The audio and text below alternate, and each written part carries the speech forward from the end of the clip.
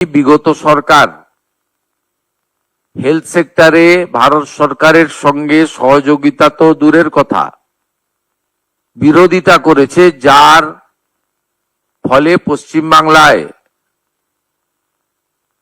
লক্ষ লক্ষ তো বলবো না, কোটি কোটি পশ্চিমবাংলার মানুষ ভারতবর্ষের অন্য প্রদেশগুলো যে ধরনের হেলথ সেক্টরে কেন্দ্র রাজ্য যৌথ উদ্যোগে বেনিফিটস গুলো পাচ্ছেন, সেখান থেকে বঞ্চিত হয়েছেন।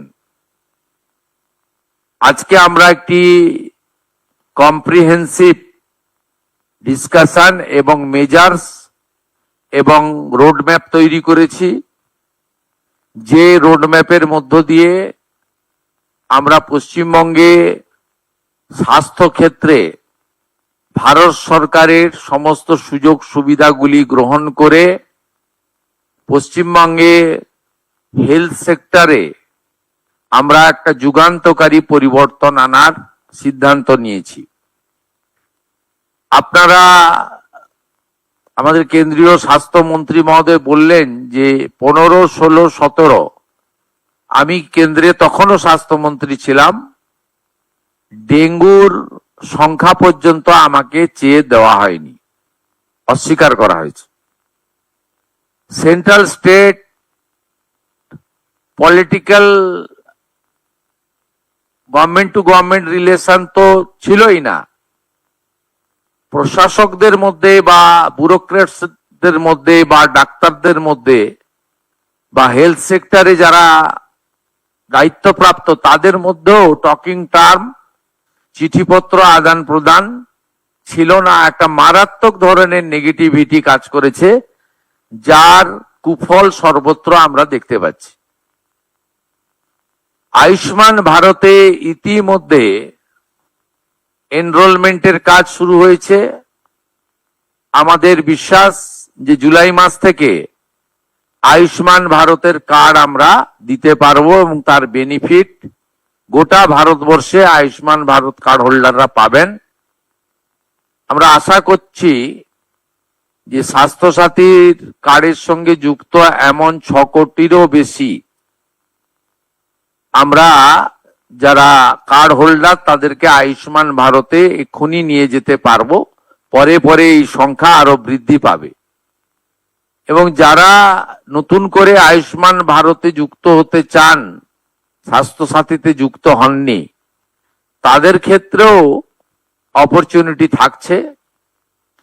আমরা জুন মাসের প্রথম সপ্তাহের মধ্যে আয়ুষ্মান আরোগ্য মন্দিরের এগ্রিমেন্ট দিল্লিতে করার সিদ্ধান্ত নিয়েছি।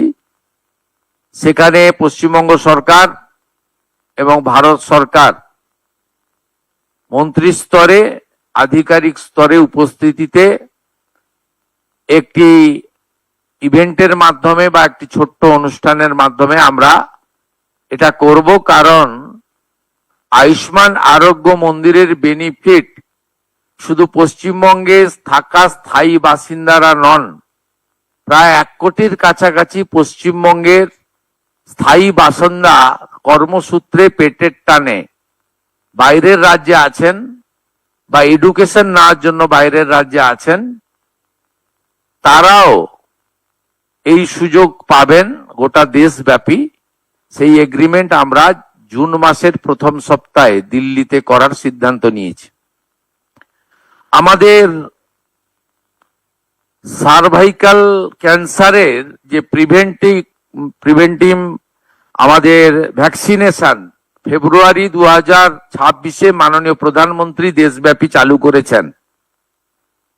পশ্চিমবঙ্গে 7 লক্ষের বেশি ডোজ ভারত সরকার তারা দিতে চান। আমাদের এই 14 থেকে 15 বছরের আমাদের বোনেদের বা বালিকাদের, তাদেরকে আমরা এইটা দিতে পারি, যেটা ভারতবর্ষের অন্যান্য রাজ্যে কমপ্লিট হয়ে গেছে। আগামী 30 মে পশ্চিমবঙ্গে এটা অফিসিয়ালি লঞ্চ হবে। বিধাননগর সাব ডিভিশন হসপিটালে আমি নিজে এবং রাজ্য সরকারের অন্যান্য প্রতিনিধিরা উপস্থিত থেকে এটা শুরু করবেন। 30 তারিখেই আমরা টিভি মুক্ত ভারতের একটি ওয়ার্কশপ কলকাতাতে করব। সেখানে পশ্চিমবঙ্গ থেকে নির্বাচিত নবনির্বাচিত সমস্ত বিধায়ক এবং পশ্চিমবঙ্গ থেকে লোকসভা রাজ্যসভায় যারা সাংসদ আছেন তাদেরকে নিয়ে হবে। এটা ভারতবর্ষের সব রাজ্যেই প্রায় কমপ্লিট হয়েছে। জাতীয় স্তরে এমপিদের নিয়ে কেন্দ্রীয় স্বাস্থ্যমন্ত্রী করেছেন। এই একটা উদ্যোগ আমরা এখানে নিয়েছি।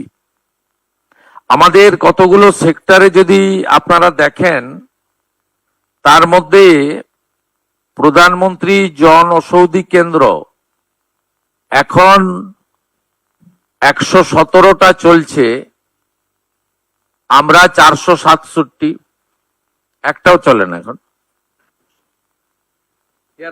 চলে। হ্যাঁ, আমরা প্রধানমন্ত্রী জনঔষধি কেন্দ্র মোট 468টা করার প্রস্তাব, 469টা করার প্রস্তাব ভারত সরকারকে দিয়েছি, যাতে block health centre, BPHC, sub division hospital এবং ডিস্ট্রিক্ট হসপিটাল কভার করবে। একজনের পরিবারে যদি মাসে ডায়াবেটিস থেকে হাইপার টেনশন থেকে শুরু করে ধরুন 2000 টাকার ওষুধ লাগে, এই 469টি সরকার নিয়ন্ত্রিত প্রধানমন্ত্রী জনঔষধি যোজনার সেন্টার চালু হলে এটা ধরে নিতে পারেন অ্যাপ্রক্স 200 টাকায় পৌঁছে যাবে। অন্তত 10 গুণ বেনিফিট পাবেন। এর সাথে অমৃত প্রকল্পে 50 থেকে 80% ছাড়ে ওষুধ, দুরারোগ্য ব্যাধির ওষুধ বিতরণ কেন্দ্র আমরা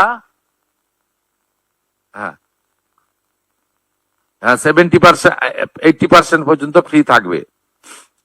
আমাদের বিগত সরকারের প্রপারলি